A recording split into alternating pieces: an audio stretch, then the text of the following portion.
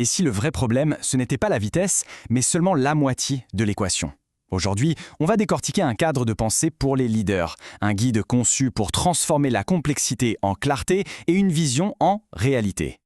Cette citation, elle met le doigt sur le paradoxe central de notre époque. On va plus vite que jamais, c'est un fait, mais est-ce qu'on sait vraiment où l'on va? C'est ce déséquilibre qui est au cœur de toute notre analyse. Le problème fondamental que ce schéma cherche à résoudre, il a un nom, la demi-intelligence. C'est une situation que l'on connaît tous, des outils incroyables, des données à n'en plus finir, mais pas la sagesse pour bien s'en servir. Le résultat, bien sûr, c'est du gaspillage d'énergie et une exécution qui part dans tous les sens. On entre donc dans le vif du sujet. Cette crise de la demi-intelligence, c'est ce déséquilibre entre la vitesse et la sagesse. Et il est présenté comme le plus grand frein au progrès, celui qui transforme les idées les plus brillantes en simple bruit de fond. Alors comment on sort de cette crise? Eh bien la solution proposée tient en une seule équation très élégante. Une équation conçue pour réunir deux forces que le leadership moderne a, semble-t-il, dangereusement séparées. En fait, cette séparation mène à deux types d'échecs. D'un côté, on a la vision magnifique, profonde, mais qui ne se concrétise jamais, elle reste dans un tiroir. De l'autre, on a l'exécution ultra efficace, à toute vitesse, mais qui fonce droit dans le mur. Ce sont les deux faces de la même pièce. Et la voici, cette fameuse formule. L'intelligence véritable est égale à la vitesse multipliée par la profondeur. Le point crucial ici, c'est le signe de multiplication. Ce n'est pas une addition. Ça veut dire que si l'un des deux facteurs est à 0, le résultat est 0. Les deux doivent être présents, sinon rien ne se passe. La dynamique est simple, mais vraiment puissante. La profondeur, c'est le pourquoi. La vitesse, c'est le comment on y va. Et ensemble, elles ne s'ajoutent pas. Elles se multiplient pour créer un élan qui devient presque inarrêtable. Bon, une équation c'est bien, mais ça ne suffit pas. Comment est-ce qu'on la transforme en une réalité opérationnelle au quotidien? C'est tout l'objet du schéma d'exécution aligné. Ce système, il s'articule autour de la méthode SPHERE, qui agit un peu comme une boussole pour chaque projet. On a 5 étapes claires qui guident tout le processus, de la vision de départ jusqu'à son impact final. Et au-delà de cette boussole générale, le cadre propose 3 règles très concrètes. 3 disciplines décrites comme étant non négociables pour garantir que chaque action, chaque jour, soit parfaitement alignée. On parle bien ici de la discipline qui permet de s'assurer qu'on est en train de construire quelque chose, et pas juste de s'agiter dans le vide.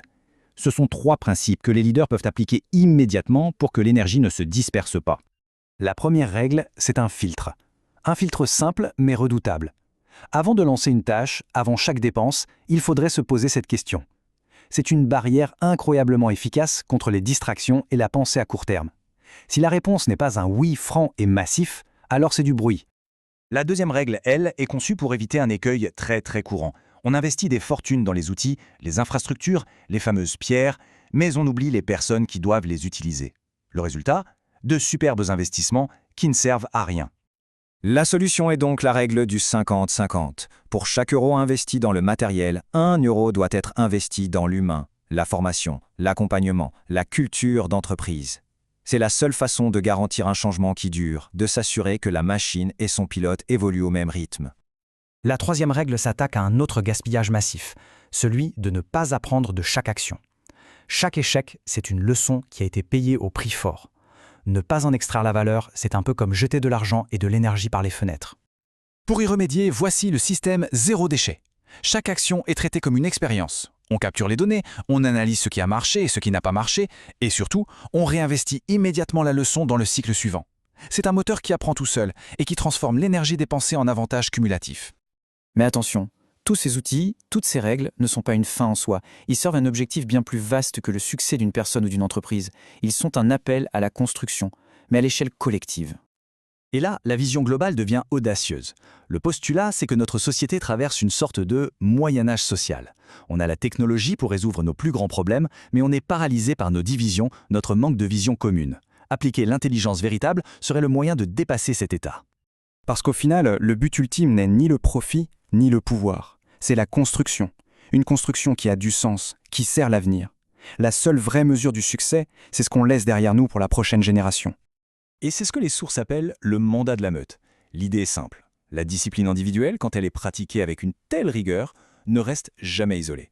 Elle crée un effet d'entraînement où le succès d'un seul devient un catalyseur pour tous les autres. La dédicace du livre est un peu l'appel à l'action finale. C'est une ode à l'exécution.